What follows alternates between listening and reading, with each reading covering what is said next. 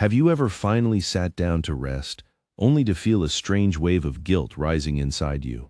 The emails are answered, the room is quiet, nobody is asking anything from you, but your body still cannot relax. Instead of peace, you feel pressure, as if some invisible clock is telling you that you should be doing more. This is the strange psychology of feeling guilty when you rest, and in this video we will call that feeling the rest alarm. The rest alarm is not a clinical diagnosis or an official psychological term. It is a simple way to describe what happens when your mind treats rest as if it is a threat. For some people, being busy does not just feel productive, it feels safe. As long as they are working, helping, replying, planning, fixing, or improving, they feel like they are still okay. But the moment everything gets quiet, a different kind of noise begins. A small voice may ask, "Are you falling behind?" Another voice may whisper, "Shouldn't you be using this time better?" And underneath both of those thoughts, there may be an even deeper fear. Am I still valuable if I'm not useful? That is why rest can feel uncomfortable for some people, not because they do not need it, but because their nervous system has learned to associate stopping with danger. On the outside, this may look like ambition. People may call you disciplined, responsible, hardworking, reliable, or strong, and maybe you are those things. But sometimes, what looks like discipline from the outside feels like fear on the inside. You are not always moving because you're inspired. Sometimes you are moving because stillness makes you feel exposed. When there is nothing to complete, nothing to prove, and nothing to manage, your mind may start searching for evidence that you are doing enough. This is one reason rest can create anxiety instead of relief. The body wants recovery, but the mind interprets recovery as a loss of control. For some people, this pattern begins very early. A child may learn that being easy, helpful, high-achieving, or emotionally controlled brings praise. They may learn that love feels more available when they perform well. They may learn that having needs makes other people disappointed, irritated, or distant. So the child adapts. They become useful. They become mature. They become the one who does not ask for much. Over time, the brain may begin to connect safety with performance, not because the person is broken, but because performance once helped them stay accepted. Later in life, this can become a quiet rule inside the mind. If I am useful, I am safe. If I am productive, I am worthy. If I am needed, I will not be forgotten. These rules may not be spoken out loud, but they can shape the way a person feels every time they try to rest. When they sit still, they are not just sitting still. They are stepping away from the very thing that once helped them feel secure. The rest alarm begins to ring. It may not sound like fear at first. It may sound like responsibility. It may sound like, just do one more thing. It may sound like, you can relax after you finish everything. But the problem is that everything is rarely finished. There is always another message, another task, another improvement, another reason to delay rest. This creates a life where rest becomes something you must earn perfectly. And if rest must be earned perfectly, then it almost never feels allowed. Modern culture can make this even harder. Many people live inside a world that praises exhaustion as proof of importance. Being busy can become a status symbol. Having no time can start to feel like evidence that your life matters. Even self-care can become another performance.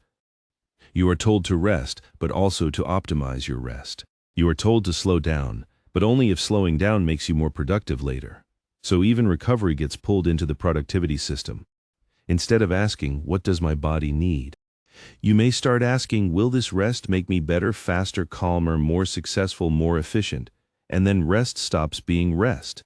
It becomes another task to do correctly. This is why the guilt can feel so stubborn. It is not always about the couch, the nap, the quiet morning, or the empty afternoon. It is about what those moments seem to mean.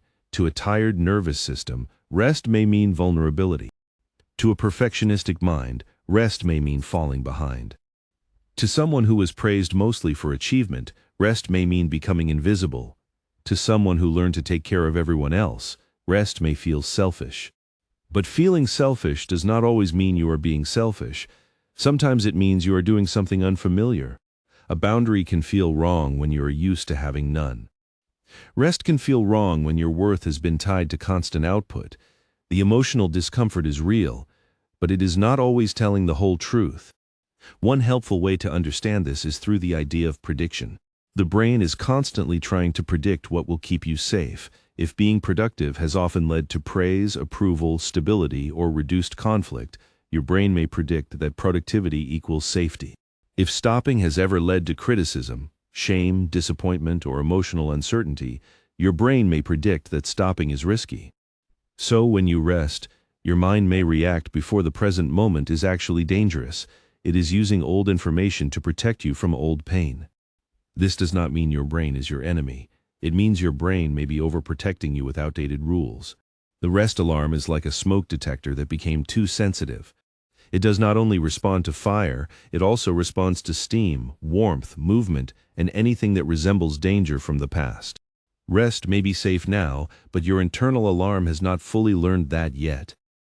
This is also why logical advice often does not work right away. Someone can tell you you deserve rest, and a part of you may believe them.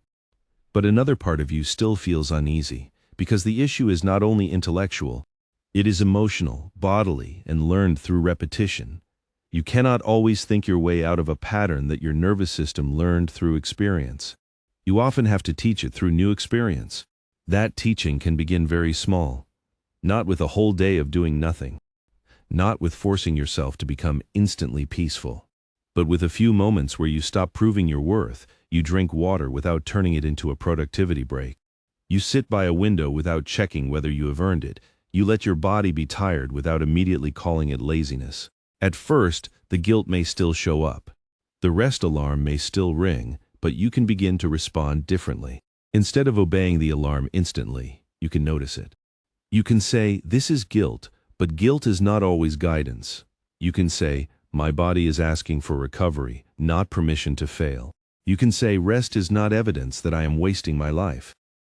These sentences may sound simple, but they help create a new meaning around rest, and meaning matters. If your mind sees rest as laziness, you will resist it. If your mind sees rest as repair, you may slowly allow it. If your mind sees rest as falling behind, you will feel threatened. If your mind sees rest as part of staying alive, you may begin to soften. This does not mean every moment of rest will feel peaceful. Sometimes when you slow down, emotions you avoided may rise to the surface. Sometimes exhaustion becomes more noticeable only after the noise stops. Sometimes the body finally gets quiet enough to tell the truth. That can feel uncomfortable, but uncomfortable does not always mean unsafe. It may simply mean you're meeting feelings that busyness helped you outrun. This is where gentle self-inquiry can help. When guilt appears, you do not have to attack it. You can ask what it is trying to protect. Is it afraid you will be judged? Is it afraid you will fall behind? Is it afraid someone will need you and you will not be available? Is it afraid that without achievement you will not know who you are? These questions are not meant to shame you. They are meant to separate the guilt from your identity. You are not the guilt. You are the person noticing the guilt, and that difference creates space. In that space, you can choose a softer response. You can begin to practice rest as a form of trust. Trust that your value does not disappear when you are still. Trust that your relationships do not have to be maintained by constant self-abandonment. Trust that your body is not betraying you when it asks to slow down. Trust that being human includes cycles of output and recovery. Nature already knows this. The nervous system knows this. The body knows this. It is often the mind, trained by pressure, that forgets.